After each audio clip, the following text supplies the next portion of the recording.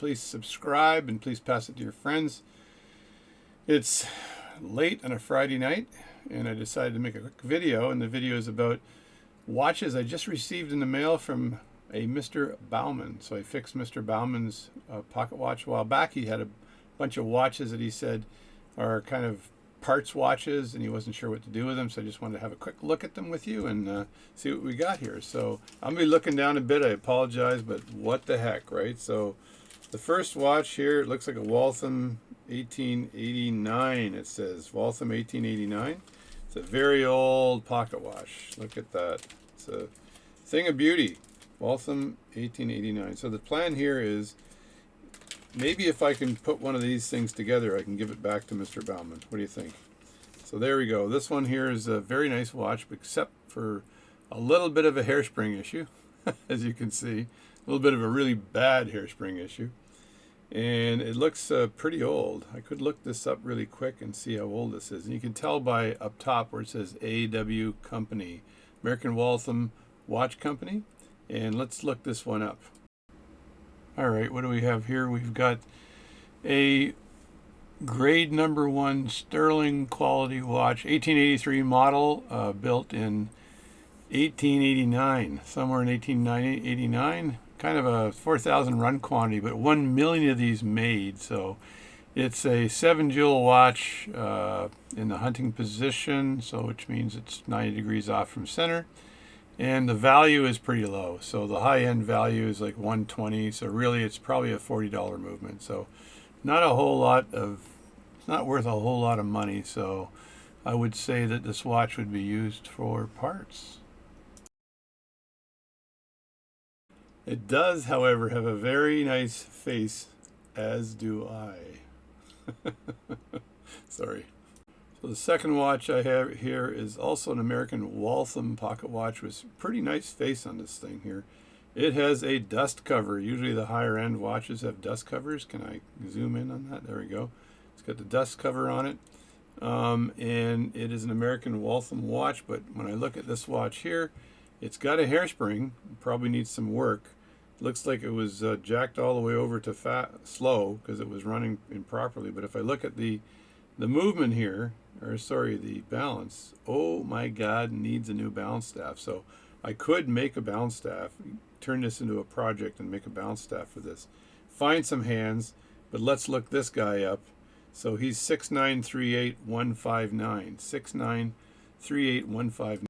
All right, the second watch here is a model 1883, made a bit later than the other model I just showed you, which is somewhere between September and March 1995, 1996.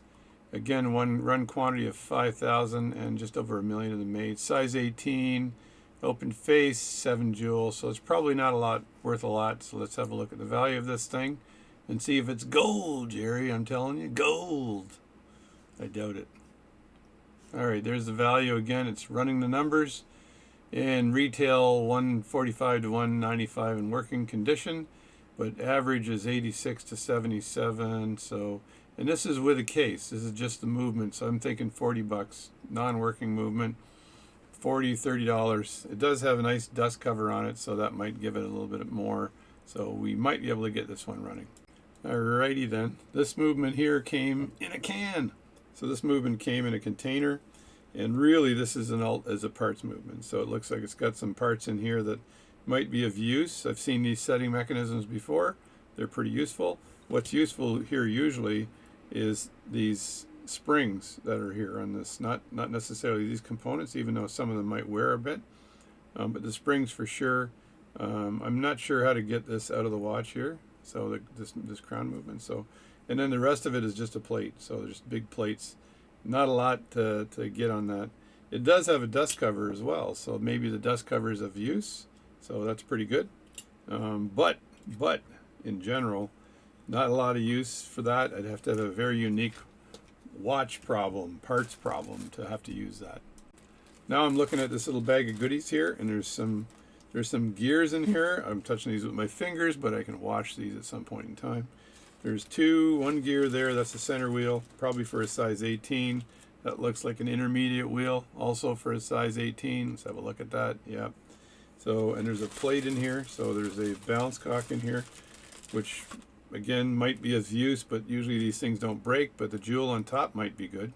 I'll have to look and see whether that jewel's of any goodness, if it's still in shape, good shape. And there's a small plate here. This is only good if I have a balance. The arbor on the mainspring needs to be adjusted or something, and I can actually fit this in here and there's no issue. If there's a worn plate for the mainspring, I could use that too. And then in here there is another movement. And what is this movement? This is a flux capacitor. No, this is a, let me look at that. That is an American Waltham watch company. Again, it's a Waltham watch. It's got a nice face. I got to admit, the faces on these watches are superb. It has the barrel intact, which is nice. There's also, if you look sideways, there's also some gears in there that might be of use. If I have an issue with a scrap gear, it looks like the face is actually up a bit, which means that somebody was trying to put this back. There's some nice dial screws in there. There might be some stuff I can use. I suspect that all of the winding mechanisms are in there and useful. So that's good. That's nice. Thank you, Mr. Bauman. That is of use in the future. So presently not, but in the future, yes. So you know what really pisses me off is when I've ordered something. I ordered 2 computer screens. I live in Ontario, in Ottawa, and I ordered them from Best Buy. And Best Buy's 5-minute drive from my house. So I said, well, I'll get it delivered. So I hit deliver, right? And guess what? It comes from British Columbia. So a week later, it's come in today. Nobody was home today because we were at work. And the guy sent me a notice saying, pick it up later. I'm like, oh, now I actually have to hustle my butt over to the post office tomorrow and pick these displays up. Because they came all the way from BC, and I could have gone 5 minutes down the road and bought them. Jeez! So maybe I was trying to save the gas. Anyway, this last watch I think is the one with the most potential. So this is a beautiful watch. There's also a spec sheet on it, but I'm going to bring out the watch itself. There's some kind of broken up hands here that are probably not of much use because there looks like there's 2 hands in there that might be useful. The other ones are all broken. There's also I think that's some sort of a pallet fork in there. Yeah, that's a pallet fork and some other stuff, maybe of use. This is really neat. This is kind of nice. This is an American watch company in Waltham. Looks like this Mr. Bauman was collecting these. The thing that's unique about this one here is that there's no crystal on it here, so I'll have to replace the crystal. So to get this off, you're turning, if you look there, is the inside. This is actually on the inside. So I've got it loose right now, so I'm not going to tighten it up again. And if I flip this around, there's a couple of deer on here, right, with antlers. So a couple of deer, and then when you take the back off, you can't grip it from the edge. The back actually you have to grip it from this side like that, and then take it off. And I think that you probably use a ball to do that with, but I'm being very careful here, just so I can look at the movement for a second. So, but this is very, very old, I think, because they didn't make cases like this before. They're a little bit difficult to deal with. It's in great condition, right? And I think it's a, what type case is this? Can you guys see this? I don't know. Duber, I think? I think it's a Duber case. It's a Duber. Let me see. Come on, Duber. Nope, it's not a Duber. It's a Premier watch case. Premier. So this watch has been repaired a few times. I can see some markings from previous watchmakers. And there it is there. There's the watch. I think the balance staff is okay. So let me grab this just a little bit. Yeah, there's a little bit of play here. Some end shake on it. But in general, this watch is in pretty good condition. It's not running, so something's wrong inside. Have to look at that. This looks a bit seized up here. So the mainspring is probably tight all the way. So it's not overwound, because I've had some people say that there's no such thing as overwound, so stop saying that. I don't think I've ever said it, but anyway, it's an old watch, so we're going to look up the serial number on this thing. So this is 2807955. So this is my last little look at these watches. 2807955. It's a good thing to memorize watch numbers. Alrighty then. So what we have here is a very old watch. So this is an R.E. Robbins grade. It is still model 1883, which is great for replacing balance staffs and other parts, because usually the model number will help you there. The production is 1886, so this is old. The run quantity of this batch was only 500, and the total run of these watches was only 8,000. That is a very small run in the world of pocket watches. And if I look at this, if I look at the, let me see, size 18S, if you go down, and it's a 13 jewel, which is an odd number of jewels.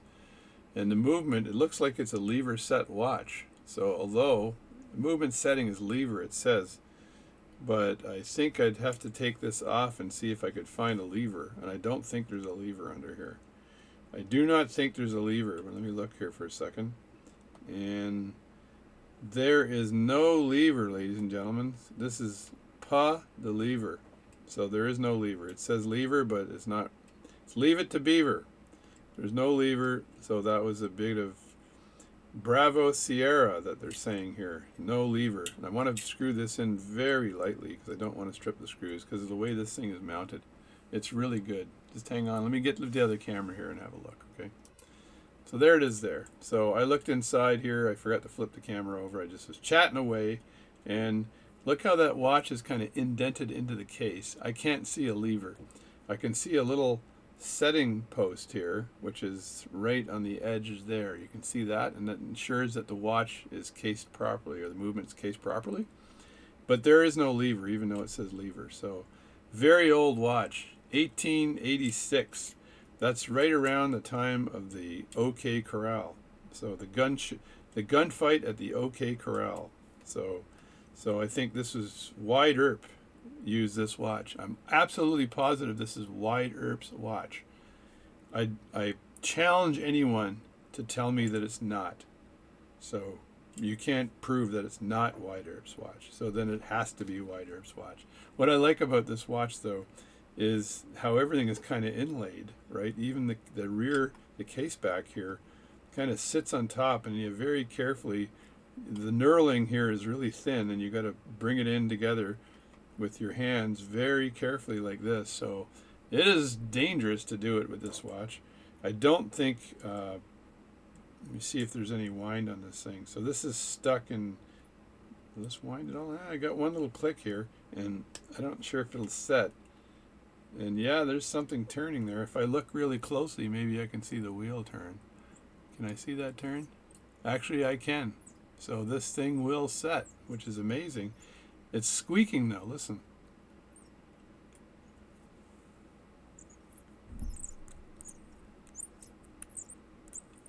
Bring that up to the mic. You know it's old when it squeaks, I'm telling you.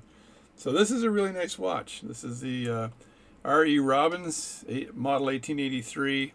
And again, this watch, I think I can recover this watch. I think I will try this one first because it'll be fun.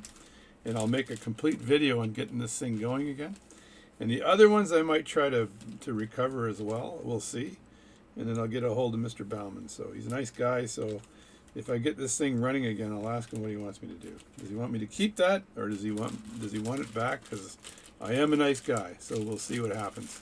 So let me see. Let me just put these parts in view. They're ugly. So anyway, that's the video today. And make sure I'm having another session with the other watchmakers. I'll call them the Friends of Watchmaking. So the four of us are going to chat on Sunday night again, and we're going to use Google Meet this time because it gives us a full hour. And we're going to try to pick a topic. Maybe it's lathes, maybe it's diagnosing watch problems. I think one or the other would be nice. I think if we just stick on that topic, we'll be better off than going all over the map, right? So that's what we're going to do. So stay tuned for that, and I'm going to do a watch check because I just love this watch. This here I made a video on, and this is the Bulova Marine Star. This is the Bulova Marine Star watch, and it's got an open heart in it that you can see the balance vibrating away on the other side, and it is rose gold. And what I did was I went on, it's a dive watch, and you can also see the movement through the back. And it's a very nice, it's a Bulova movement in there. And there's the Bulova tuning fork right there. Anyway, it's a dive watch, goes down to 200 meters. I wouldn't use it for diving. I think they have it advertised for sailing, but it'll go down to 200 meters. But I typically don't bring these beautiful watches with see-through case backs in the water for diving. I can wear it diving, but why would I do that? I have dive watches. This shark mesh, it's called a shark mesh strap. I bought that off AliExpress. It's actually really good quality. Just looked for shark mesh strap, and I found one that was the exact same rose gold color. It's not a machine clasp, but it's a very well made clasp, so there's no issue there. And it tightens down like that and like that. And this is one gorgeous watch. I made a video on it. I think it's got 35 or 40,000 views. It's one of my higher viewed watch videos, but just love it. So if you happen to get a hold of a Marine Star, you're lucky. They're $500, I think, but hard to get a hold of. So I got this one for a little less, but again, a rarity. So don't cast your fishing rod with this one on, because you're gonna throw that right into the water and spend the next month trying to find it. And don't bother using a magnet, because it's stainless steel. So anyway, that's it for today. So JD again, thanks for tuning into my channel. I really appreciate the likes. I really appreciate the views. Hit subscribe and try to get other people to subscribe as well, so I can get more viewers. I'll probably be doing watch work. Well, we're going to have our session on Sunday night, and then we're coming up to the holidays, and I'll do a little bit of watch work with these movements I just showed you to see if I can recover some of those, find some crystals, get those things working again. Stop complaining. Funding.